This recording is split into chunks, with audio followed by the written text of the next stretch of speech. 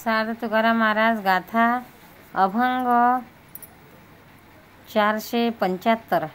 कृष्णा जने झाले सोज्वळ लोचन, तेने दिले वान निवडोणी। कृष्णा जने झाले सोज्वळ लोचन, तेने दिले वान निवडोणी।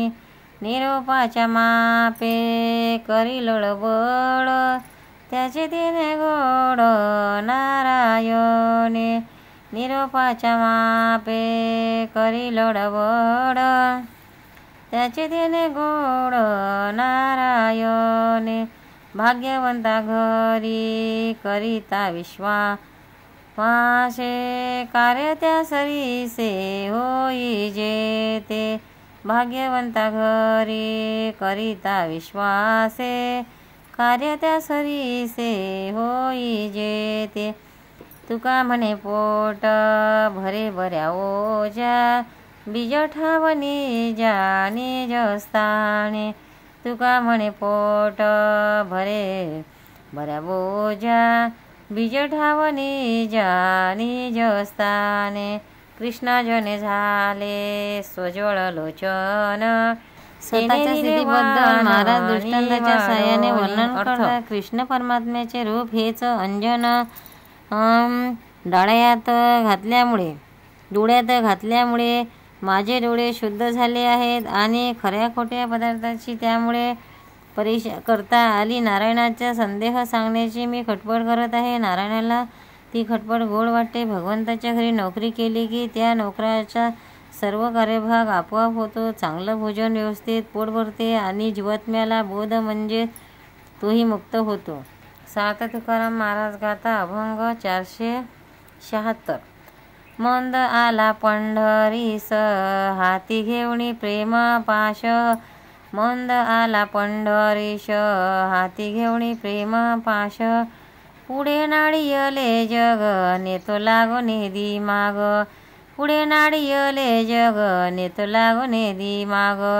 उभारोनी बाहे दुष्टादुष्टी वेदित आहे, उभारोनी बाहे दुष्टादुष्टी वेदित आहे।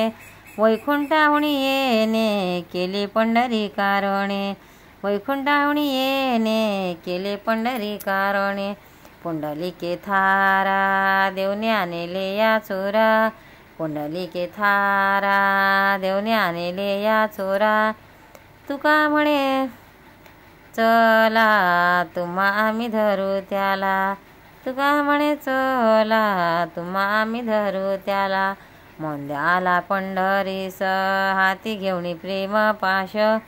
अर्थ पांडुरंगाच्या भक्तीचे विनोदाने वर्णन करताना महाराज म्हणतात, पांडुरंग हा लबाड चोर हातात प्रेमाचा पाश घेऊन पंढरीमध्ये आला आहे। तो जगाला फसवतो आणि त्या ठिकाणचा माग ऊस लागत नाही अशा अनामिक स्थळी पळवून नेतो। आपले बाहू वर करून तो भक्तीची नजरबंदी करतो। या कामासाठीच तो वैकुंठाहून इथे आला आहे। या चोराला पुंडरीकाने आपल्या घरी थारा दिला आहे। चला आम्ही जाऊ व त्याला धरू। सार्थ तुकाराम महाराज गाथा अभंग 477। भांडवी माऊली कौतुके बाळा, आपणास कळा साक्षीत्वेशी। भांडवी माऊली कौतुके बाळा, आपणास कळा साक्षीत्वेशी। माझी माझी मने एकाएकी मारी, हेती नाही दोरे उभयता। माझी माझी मने एका मारी, हेती नाही दोरे उभयता। तुझे थोडे भाते माझे बहु फार, छंद परकर वाद मिथ्या। तुझे थोडे भाते माझे बहु फार, छंद कर वाद मिथ्या। तुका म्हणे के टाई आहे वर्म, हेची होय श्रम निवारिते। तुका म्हणे के ठाई आहे वर्म, हेची होय श्रम निवारी ते. भांडावी माऊले कौतुके बाळा, आपणा सकळा साक्षीते. अर्थ भगवंताच्या विचित्र लीलाबद्दल महाराज आईचा दृष्टांत देतात. ते म्हणतात, आई आपल्या 2 मुलांमध्ये कौतुकाने खोटेसं भांडण लावते आणि साक्षी राहून मजा बघते. एका मुलाला माझं म्हणते आणि दुसऱ्याला मार देते, पण त्या जगाविषयी तिचे जे प्रेम असते ते कमी जास्त नसते. तुझा खाऊ थोडा आणि माझा पुष्कळ असा, किंवा तुझा खाऊ जास्त आहे आणि मला कमी दिला असा हट्ट धरून मुले उगाच भांडण करतात. या सर्वांचे वर्म त्या आईच्या ठिकाणीच आहे. त्यामुळे त्या दोघांना होणारे श्रम ती निवारण करते. याचा अर्थ परमेश्वर जगात विषमता निर्माण करतो आणि सृष्टीचा खेळ पाहत बसतो, पण शेवटी सर्वांचे श्रम आत्मबोधाराने निवारण करतो व सर्वांचा खेळ आवरून त्याला आपल्या ठिकाणी विश्रांती देतो. सार्थ तुकाराम महाराज गाथा अभंग 478.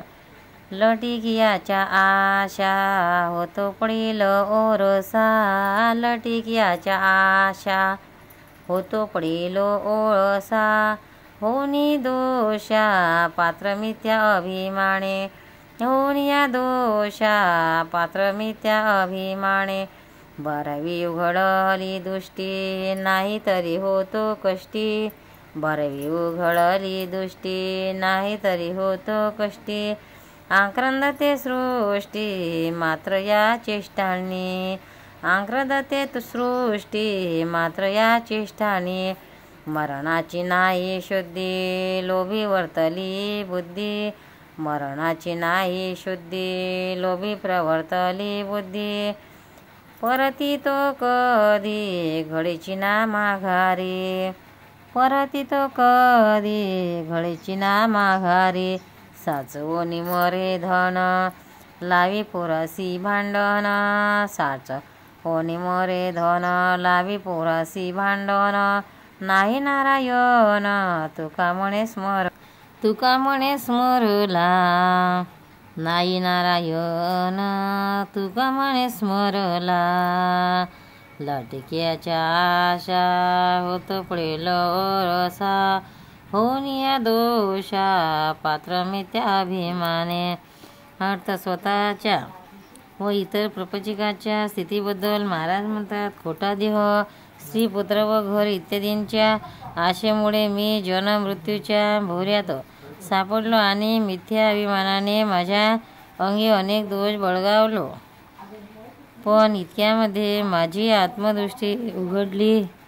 तसे नसते तर मी या मिथ्या गोष्टीच्या संगतीने दुःखी झालो असतो. या मिथ्या देहाभिमानाच्या आधारावर केलेल्या कर्मामुळे सर्व जग आक्रोश करत आहे. त्यांना मरण्याची आठवण नाही. अनेक विषयांच्या लोभाने बुद्धी चळली आहे, तेथून ती परत येत नाही. एखाद्या पुष्कळ द्रव्य साठवतो आणि आपण शेवटी मरून जातो व त्याच्या पैशाकरता पोरांच्या आपसात भांडणं लागतात. तो जिवंत असताना तर त्याने नारायणाचे स्मरणच केले नाही. सार्थ तुकाराम महाराज गाथा अभंग 479.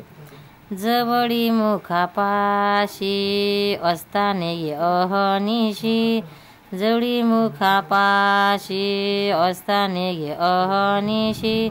भव निर्दळन नाम विठ्ठल विठ्ठल नामी काम, भव निर्दळन नाम विठ्ठल विठ्ठल नामी नासी काम. सुखाचे शेजार करू का नावडे घर, सुखाचे शेजार करू का नावडे घर. तुका म्हणे ठेवा कहाण कधीच बरवा, तुका म्हणे ठेवा कहाण करवी बरवा. जवळे मुखापाशी असताने अहनिशी, भव निर्दळन नाम विठ्ठल विठ्ठल नामी नासी काम. अर्थ सामान्य माणसाला उपदेशून महाराज म्हणतात, अरे विठ्ठलाचे नाम तुझ्या मुखाजवळ आहे, ते तू का घेत नाहीस? रात्रंदिवस केव्हाही नाम घे. विठ्ठलाचे नाम हे संसाराचा निराश करून अनेक कामनाशाचा नाश करणारे आहे. हे नाम म्हणजे सुखमय आहे, शय्यागृह आहे. हे तुला का आवडत नाही? या हरीच्या नामात उत्तम ठेवा तू आपल्याजवळ का करून ठेवत नाही. पंढरनाथ भगवान की जय. गोपाल कृष्ण भगवान की जय. भक्तांनो, व्हिडिओ आवडल्यास व्हिडिओला लाईक करा, शेअर करा, सबस्क्राईब करा. तसेच बाजूला असलेल्या बेलवर क्लिक करा, म्हणजे याच्या पुढील सर्व व्हिडिओ तुम्हाला सर्वात आधी मिळत जातील. जय श्री कृष्ण.